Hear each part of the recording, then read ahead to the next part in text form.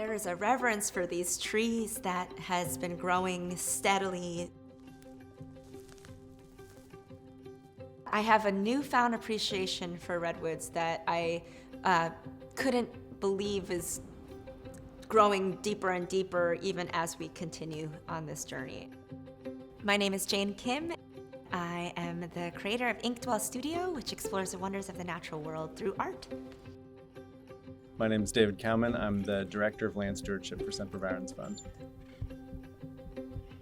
What defines a healthy redwood forest would be trees that are all different sizes and shapes and ages. So some big trees, some little trees, some young trees, some dead trees, some trees that are standing, some trees that are on the ground dead. Redwood trees are extremely unique in what their abilities are, how they respond to disturbance, how they respond to fire. And the fact that they persist after, that's probably indicating that it's useful and it's doing something. Absolutely, right? yeah. Oh my God, look at this. Yeah, it's crazy. And that tree is, at the top it looks dead. Why has the top died? But there's little sprouts coming off right there. And it probably has to do with light distribution, where sunlight is just hitting that location and the tree's response is to send out green shoots to start photosynthesizing. Redwoods are very, very wild. They're like aliens. They are of like the aliens. Tree world, Yes, or the yeah. plant world. They really are. What's also unique about this stump is that it has the notch marks from a springboard. Yes, from the logging. Yeah. For the previous 100 years, forestry was dominated by commercial timber harvesting or harvesting for commercial value. And then now we're seeing a big shift towards managing forest ecosystems for ecosystem services and from the ecological perspective. Again, see, sometimes I'm a little afraid to ask some of the questions that come into my mind, but also because I'm not trying to lead it in a direction that I'm advocating for this per se. Yeah. But could we then have smart logging, because then what you're talking about is this disturbance that's necessary, and taking a tree down is actually maybe part of that.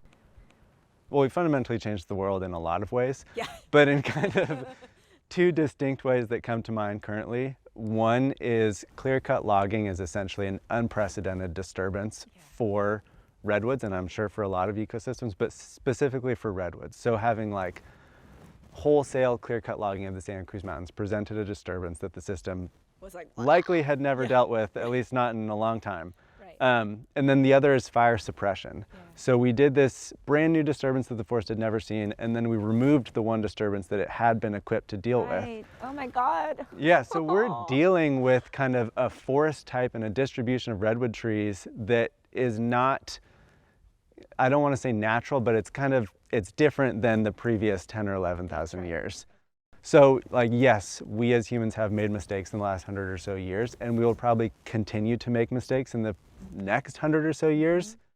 I'm learning so much that has changed my understanding of life, death, ecosystem, our connection, our role, our non-role.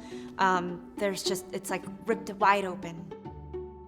I think for me, the kind of questions I started asking versus the kind of questions I'm asking today are totally different and wildly different, and I didn't even expect in a short amount of time to be so moved and enough to change the trajectory of my storytelling.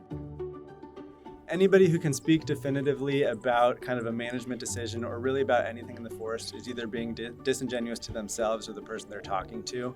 So it's a constant process of making a decision and then reevaluating and then adapting that decision for the future.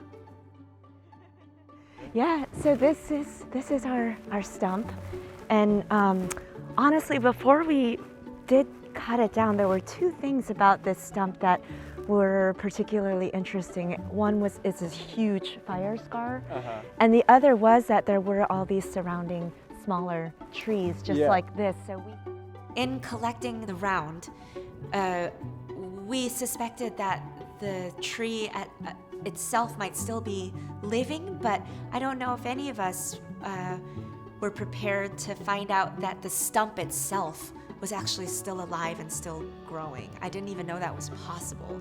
After the tree had been cut down, there was still almost 90 years of growth, continued growth on the stump itself. So that actually changed how I felt about having taken away from the stump. All of it is this really amazing metaphor, because I think after speaking with David today, acknowledging that what we know today might look like mistakes 50 years from today, right? So I think that that is a huge lesson, to stay flexible and open, and that we're actually learning that we need to be a part of the solution, and our role actually matters. There's a lot of opposing viewpoints when it comes to forestry and forest management. So I hope that one outcome is kind of sharing different sides of the story. Everything that I will include in these artworks is going to be based on something that I've learned, something that I want others to know, something that can maybe ultimately help shape a collective perspective. So nothing is going to be by accident or simply because I feel like it, or because it looks pretty and it works for the composition. It's not going to be based on that. My practice and my relationship to nature through art is, through science illustration especially, is really learning about my subject. And so that is what has happened here, and I am absolutely changed and floored. The truth is I'm still actually unsure of what the final piece is now going to look like, because I realize I have so many more questions I still want to ask. Humanity has gotten really good at being in a rush. And so to be able to slow down and have a full year to investigate and ask questions before I'm even expected to make a piece of work is the unique part of it.